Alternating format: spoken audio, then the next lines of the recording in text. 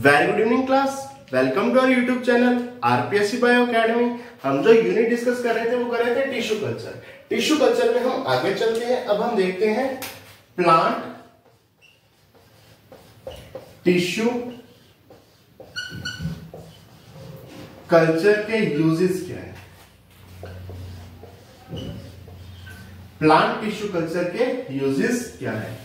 इसमें पहला यूज आएगा माइक्रो प्रोपेगेशन।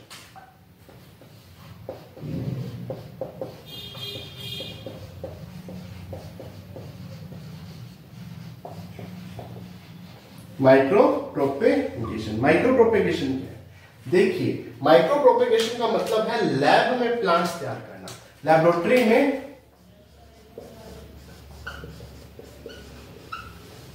प्लांट्स तैयार करना। जब हम सोइल में प्लांट्स तैयार करते हैं, कई बार वो प्लांट्स बहुत अच्छे भी होते हैं, कई बार प्लांट्स अच्छे नहीं हो पाते। मान लीजिए कोई एक ऐसा प्लांट है जिसके रूट बहुत मजबूत है, वो सभी मिनरल्स को सोइल से क्या कर सकती है, खींच सकती है। लेकिन कोई ऐसा प्लांट है जिसकी रूट तो अच्छी नहीं है लेकिन उसकी शूट बहुत अच्छी है, तो हम क्या करते हैं, ग्राफ्टिंग करते हैं। क्या करते हैं, ग्राफ्टिंग करते हैं। इस प्लांट को यहां से कट करके ये वाला प्लांट लगा देते हैं जिसकी रूट बहुत अच्छी है और जिसकी शूट बहुत अच्छी है, तो एक अच्छा प्लांट माना जाता है। लेकिन इसके लिए हम क्या करते हैं, ग्राफ्टिंग करते हैं। और ये बहुत ओल्ड मेथड है, बहुत पुराना मेथड है ग्राफ्टिंग का। लेकिन आजकल हम क्या करते हैं, माइक्रो प्रोपेगेशन। लेबोरेटरी में ही प्लांट्स तैयार करते हैं, लेबोरेटरी में ही प्लांट्स तैयार करते हैं। कैसे तैयार करते हैं, इसके लिए जो एडवांस मेथड्स है, इसमें पहला मेथड्स है एम्ब्रियो कल्चर। हम पढ़ चुके हैं एम्ब्रियो कल्चर को, कि एम्ब्रियो का कल्चर करना। हमने एम्ब्रियो ले लिया इनिशियल स्टेज पे, उसको क्या करना, कल्चर करना, जिनमें एंडोस्पर्म एब्सेंट होता है, यानी न्यूट्रिशन नहीं होता। न्यूट्रिशन नहीं होता तो हम इसे एम्ब्रियो रेस्क्यू भी कहते हैं।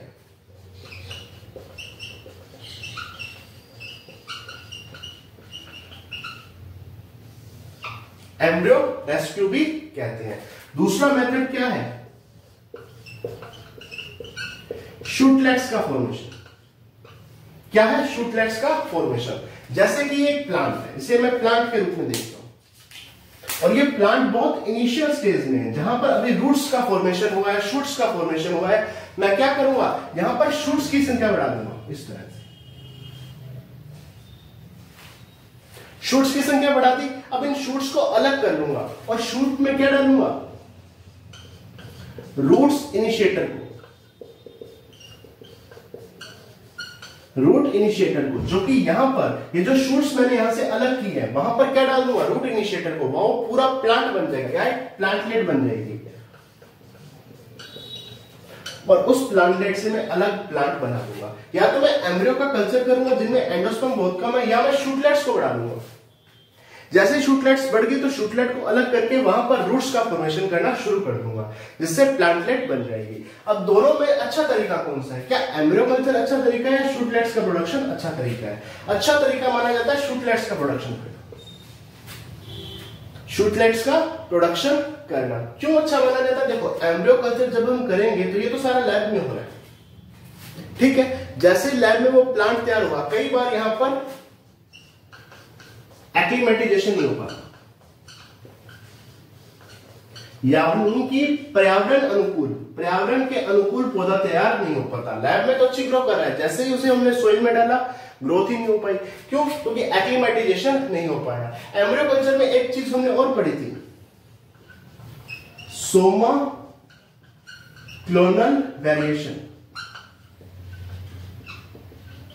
सोमा क्लोनल वेरिएशन, यानी जब टिश्यू कल्चर करते हैं तो वेरिएशंस आ जाते हैं। इन्हें क्या नाम दिया था, सोमा क्लोनल वेरिएशन। अगर मैं टिश्यू कल्चर कर रहा हूं तो मैं अच्छी चीज, अच्छा प्लांट ही लूंगा, अच्छा एम्ब्रियो ही लूंगा जिसका कल्चर करूंगा।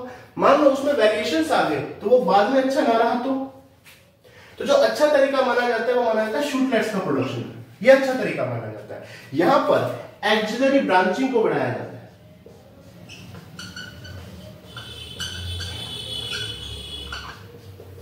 एक्सिलरी ब्रांचिंग को बढ़ाकर अक्षीय एक्सिलरी मतलब अक्षीय, अक्ष पर ब्रांचिंग को बढ़ाकर शूटलेट्स को ज्यादा से ज्यादा बनाया जाता है। बाद में रूट इनिशिएटर डाले जाते हैं जिससे रूट्स भी बन जाए और नया प्लांटलेट को तैयार किया जाता है जिससे पूरा का पूरा प्लांट बन जाता है। तो एम्ब्रियो कल्चर और शूटलेट्स का फॉर्मेशन में शूटलेट्स को अच्छा तरीका माना जाता है क्योंकि यहाँ पर सोमा क्लोनल वेरिएशंस भी नहीं आ पाते और एक्लिमेटाइजेशन भी इजीली हो सकता है, यानी पर्यावरण अनुकूल, पर्यावरण अनुकूल।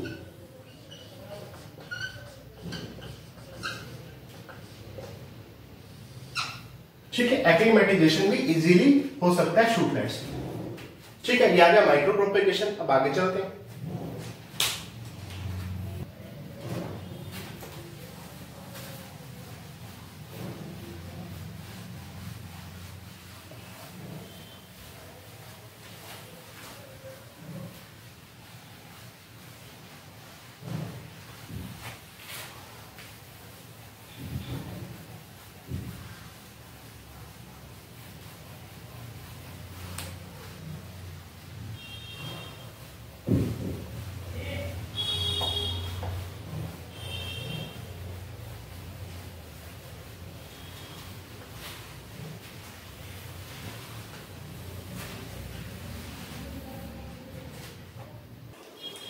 देखिए, इसका जो नंबर 2 पर यूज है वो है सेकेंडरी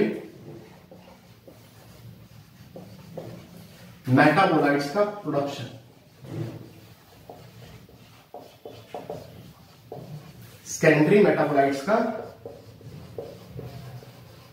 प्रोडक्शन। ठीक, सेकेंडरी मेटाबोलाइट का प्रोडक्शन हम किस कल्चर के द्वारा करते हैं? तो सेल सस्पेंशन कल्चर।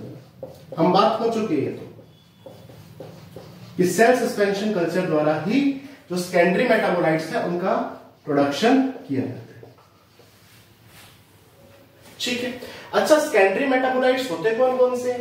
जैसे एल्केलॉइड्स हो गए, स्टीरॉइड्स हो गए, एल्केलॉइड्स हो गए, स्टीरॉइड्स हो गए, टर्पिनोइड्स हो गए, फ्लेविनोइड्स हो गए, फ्लेवोनोइड्स,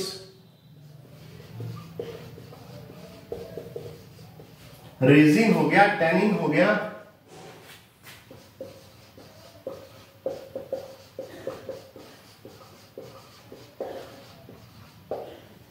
रेजिन हो गया, टैनिन हो गया या लिग्निन हो गया। ये सब के सब सेकेंडरी मेटाबोलाइट्स है जिनका प्रोडक्शन किया जाता है किस टेक्निक द्वारा? सेल सस्पेंशन कल्चर के द्वारा प्रोडक्शन किया जाता है। इस प्रोडक्शन के लिए हमें एक चीज की रिक्वायरमेंट होती है जिसे कहते हैं एलिसिटर।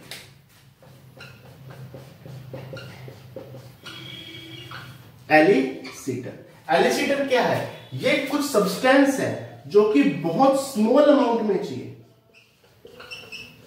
बहुत स्मॉल अमाउंट में उनकी रिक्वायरमेंट है, लेकिन ये करते क्या है? तो ये सेकेंडरी मेटाबोलाइट्स का प्रोडक्शन करने में हेल्प करते हैं, सेकेंडरी मेटाबोलाइट्स का प्रोडक्शन करते हैं। क्या बोलते हैं? एलिसिटर बोलते हैं।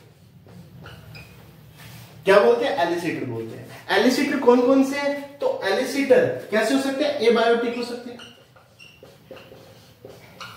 एबायोटिक हो सकते हैं, जैसे यूवी रेज,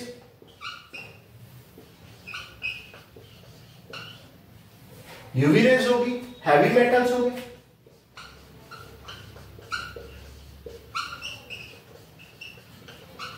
यूवी रेज होगी, हैवी मेटल्स हो गए, बायोटिक भी हो सकते हैं।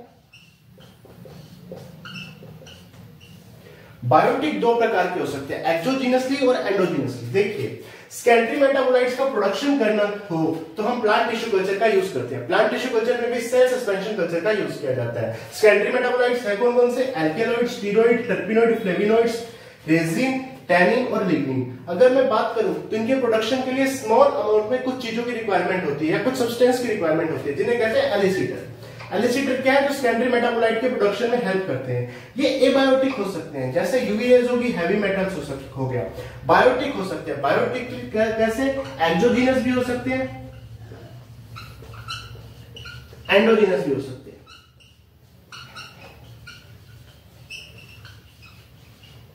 एक्सोजीनस कौन से, एंडोजीनस कौन से, वो अगली स्लाइड पे देखिए।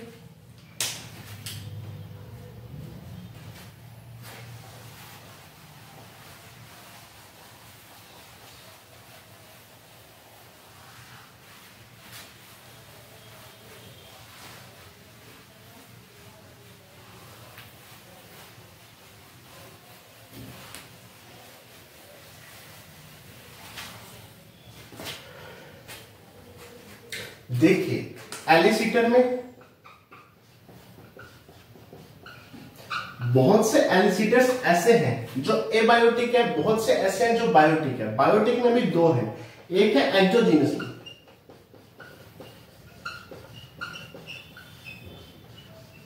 एक्सोजीनसली। देखिए हम कर क्या रहे हैं, हम प्लांट के टिश्यू का कल्चर कर रहे हैं, उसमें कुछ ऐसे मटेरियल की रिक्वायरमेंट है जो कि क्या करेगा, सेकेंडरी मेटाबोलाइट्स का प्रोडक्शन करेगा। अगर वो मटेरियल हमें प्लांट के बाहर से मिले तो वो आएंगे एक्सोजीनसली, प्लांट इसको प्रोडक्शन नहीं करता, प्लांट के बाहर से लेने पड़ेंगे, प्लांट द्वारा इनका प्रोडक्शन नहीं किया जाता। कौन करता है इनका प्रोडक्शन, तो माइक्रो ऑर्गेनिज्म,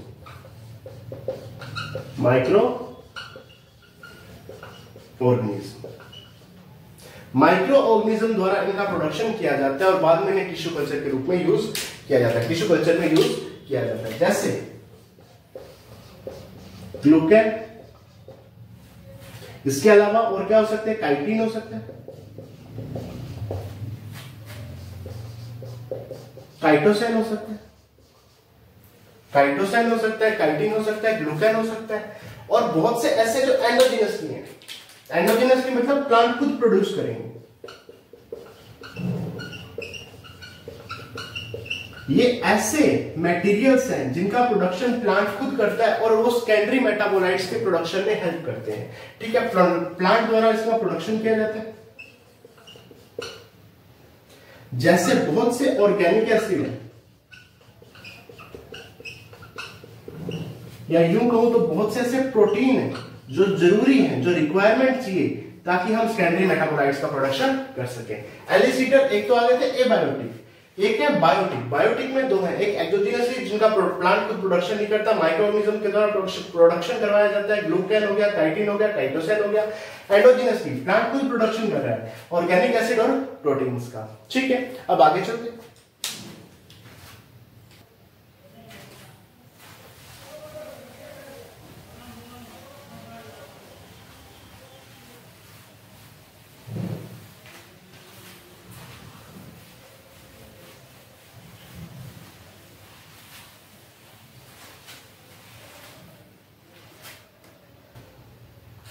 देखिए इसका जो तीसरा यूज है वो है आर्टिफिशियल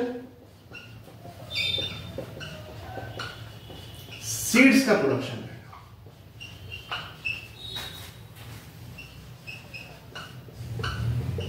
आर्टिफिशियल सीड्स का प्रोडक्शन करना।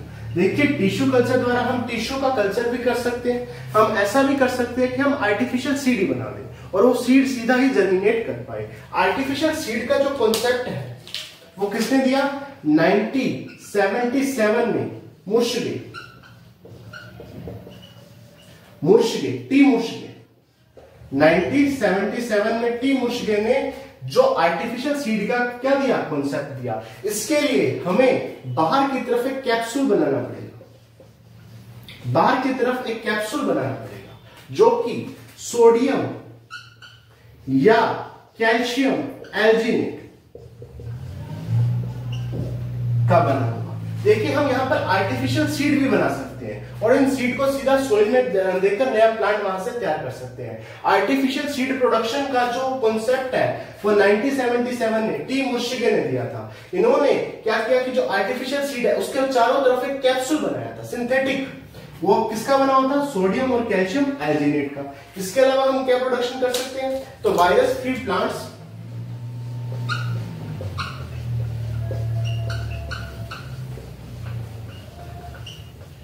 हम शूट कल्चर का क्या करवाते हैं, जो शूट कल्चर होती है, जो शूट होती है प्लांट की शूट, वो भी शूट कौन सी, अपेक्स या एपिकल शूट, उसका कल्चर करवा सकते हैं।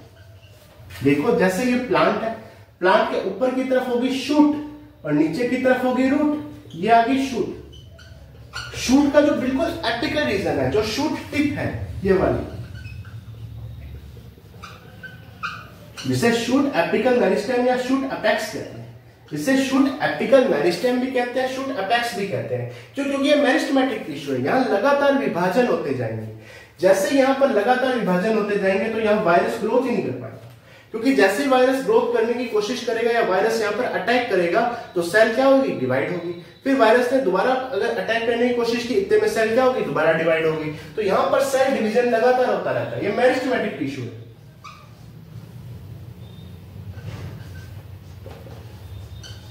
मेरिस्टेमेटिक टिश्यू लगातार विभाजन करने की क्षमता वाला टिश्यू, जिनमें लगातार क्या होते रहे, विभाजन होते रहे। जैसे यहाँ पर वायरस अटैक करेगा, इस कोशिका का विभाजन हो गया। तो हम यहाँ पर वायरस फ्री प्लांट्स तैयार कर सकते हैं। कौन से प्लांट्स तैयार कर सकते हैं, वायरस फ्री प्लांट्स तैयार कर सकते हैं। आर्टिफिशियल सीड बना सकते हैं। और क्या कर सकते हैं,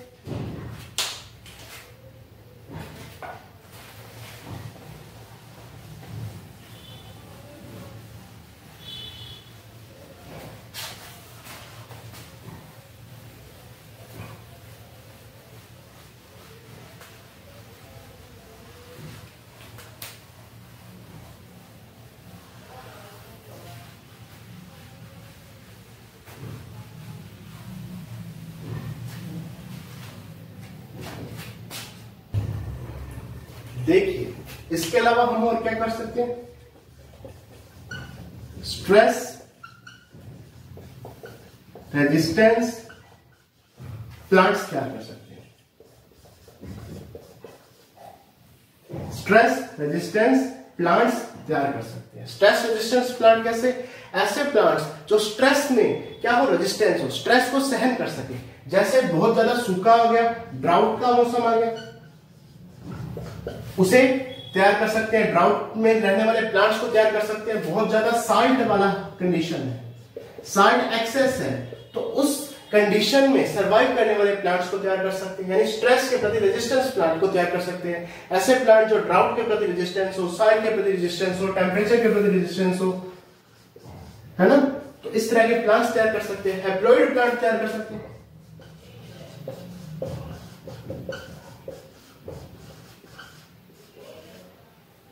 हैप्लॉइड प्लांट तैयार कर सकते हैं। एंथर कल्चर के द्वारा हमने सोलेनेसी में बहुत से हैप्लॉइड प्लांट्स को तैयार किया है। या क्या कर सकते हैं, जर्म प्लाज्म को प्रिजर्वेशन कर सकते हैं।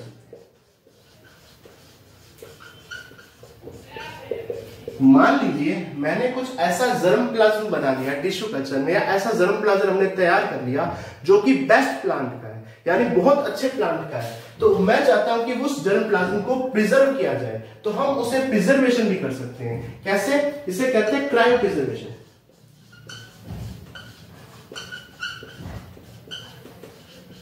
Cryo preservation. क्रायो प्रिजर्वेशन में क्या होगा, -196 डिग्री सेल्सियस टेम्परेचर पर, कितना है, -196 डिग्री सेल्सियस टेम्परेचर पर लिक्विड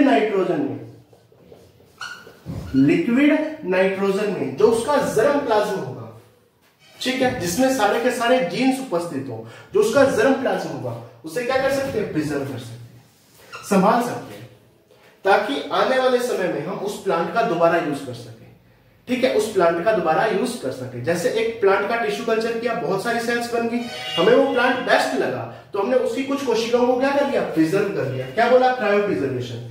यानी बहुत कम टेम्परेचर पे, -196 डिग्री सेल्सियस टेम्परेचर पर, देखो 0 डिग्री सेल्सियस पर तो बर्फ जम जाती है, ये कितना है, -196 डिग्री सेल्सियस पर लिक्विड नाइट्रोजन में हमने क्या कर लिया, प्रिजर्वेशन कर लिया। इस टेम्परेचर पे क्या होगा, जितनी भी रिएक्शंस है वो सारी की सारी स्टॉप हो जाएंगी, रिएक्शन ही नहीं हो पाएगी।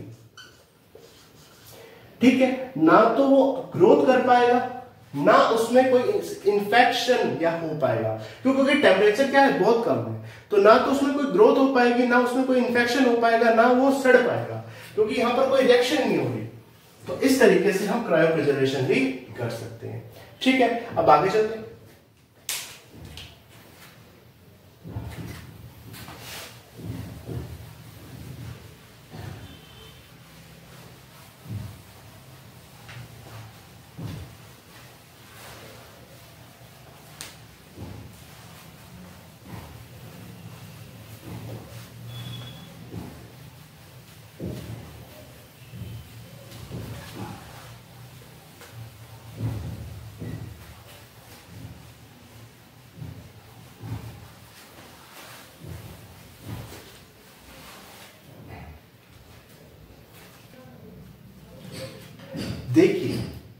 कल्चर में हमें एक दिक्कत और आती है कि यहाँ पर बहुत सी एल्गी, फंजाई या निमेटोड्स अटैक कर सकते हैं। तो उन्हें बचाने के लिए, टिश्यू कल्चर को बचाने के लिए हमें उन एल्गी, फंजाई या निमेटोड्स को हटाने के लिए कुछ केमिकल्स का यूज करना पड़ता है, जैसे एल्गीसाइड्स,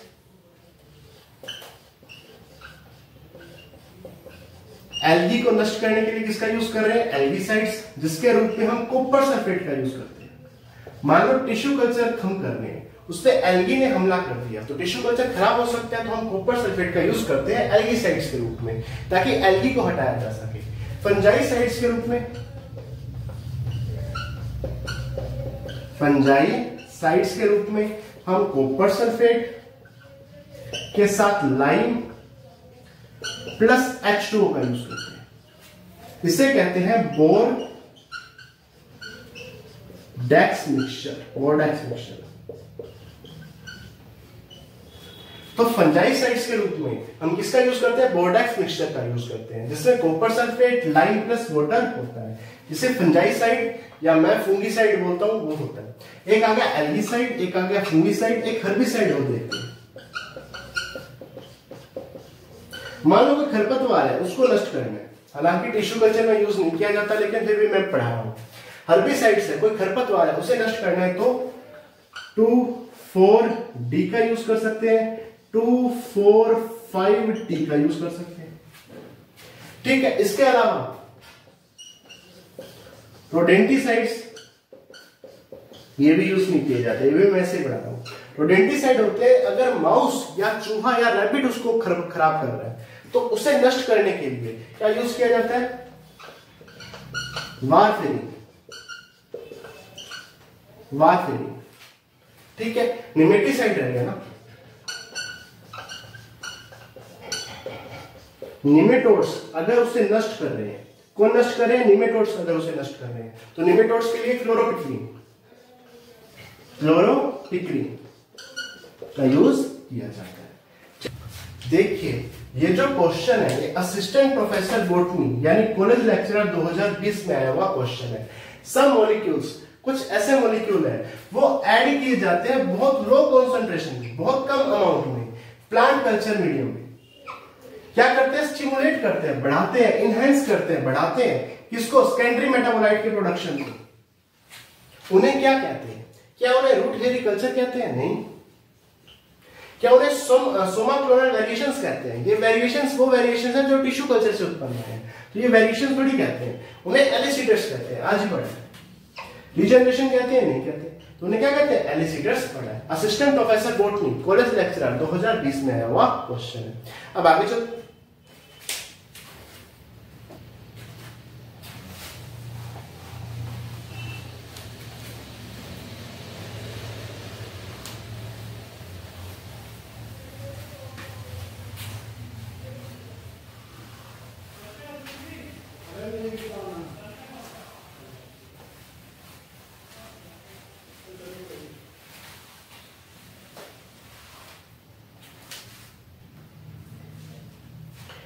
देखिए ये क्वेश्चन असिस्टेंट प्रोफेसर बॉटनी 2020 में आया हुआ है, कॉलेज लेक्चरर 2020 में आया हुआ क्वेश्चन है। Who gave the idea of, किसने आइडिया दिया डेवलपिंग आर्टिफिशियल का, कि आर्टिफिशियल सीड्स बनाएंगे, developing artificial seeds for first time. किसने ये आइडिया दिया डेवलपिंग करो आर्टिफिशियल सीड्स को, टी मोर्शिगे 1977, बिल्कुल मोर्शिगे और स्कूग।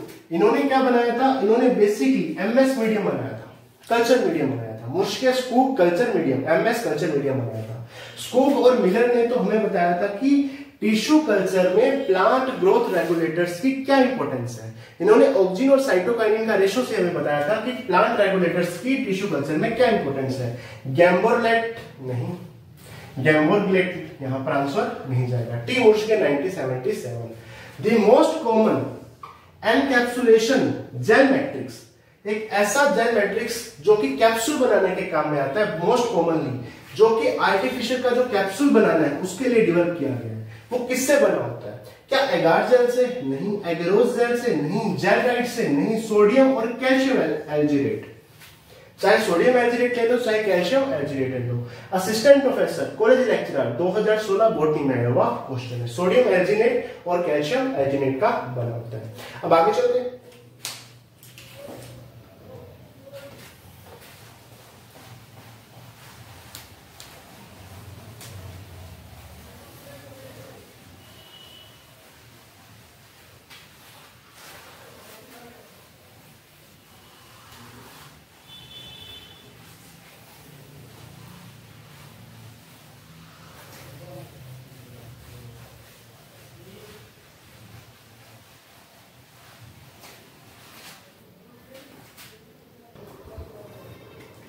देखिए ये क्वेश्चन असिस्टेंट प्रोफेसर बॉटनी 2016 में आया हुआ क्वेश्चन है। विच ऑफ फॉलोइंग पाथवेज, इनमें से कौन सा ऐसा पाथवे जो माइक्रो प्रोपेगेशन के लिए मोस्ट रिलायबल है, किसके लिए, ट्रू टू टाइप प्लांट्स के लिए, ठीक है, ऐसा कौन सा पाथवे है जो मोस्ट रिलायबल है माइक्रो प्रोपेगेशन के लिए। सोमैटिक एम्ब्रोजेनेसिस नहीं, हम बात कर चुके हैं, इसमें सोमा क्लोनल वेरिएशंस भी आ सकते हैं, और क्या हो सकता है कि जो पर्यावरण के अनुकूल भी नहीं हो सकता, ठीक है, इसके लिए हमने एक्लिमेटाइजेशन शब्द का यूज किया था। इनहैंस एक्सिलरी बडिंग, अगर उसमें एक्सिलरी बडिंग को बढ़ा दे तो हम यहाँ पर सबसे बेहतरीन यहाँ पर प्रोपेगेशन करवा सकते हैं, माइक्रो प्रोपेगेशन यहाँ पर करवा सकते हैं। कैलस ऑर्गेनाइजेशन में भी वही दिक्कत आएगी कि एक्लिमेटाइजेशन नहीं हो पाएगा, सोमा क्लोनल वेरिएशंस आ जाएंगे। शॉर्ट वर्ड का डिफरेंशिएशन हो गया तो विभाजन करने की क्षमता ही खत्म हो जाएगी। डिफरेंशिएशन का मतलब क्या है कि विभाजन करने की क्षमता ही खत्म होगी।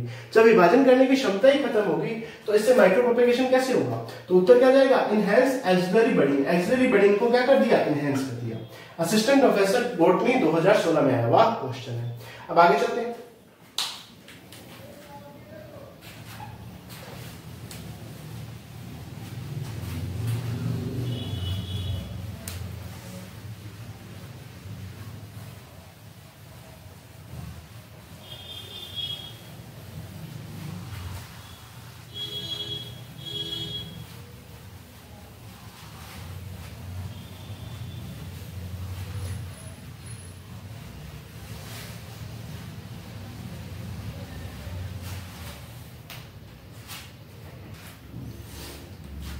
देखिए गाइस, ये क्वेश्चन असिस्टेंट प्रोफेसर बॉटनी 2020 में आया हुआ क्वेश्चन है। Bordeaux mixture is, Bordeaux mixture क्या है, ये फंजाइसाइड है। क्या है, फंजाइसाइड है। पेस्टिसाइड नहीं है, बैक्टीरियासाइड नहीं है, निमेटिसाइड नहीं है, ये एक फंजाइसाइड है। Thank you.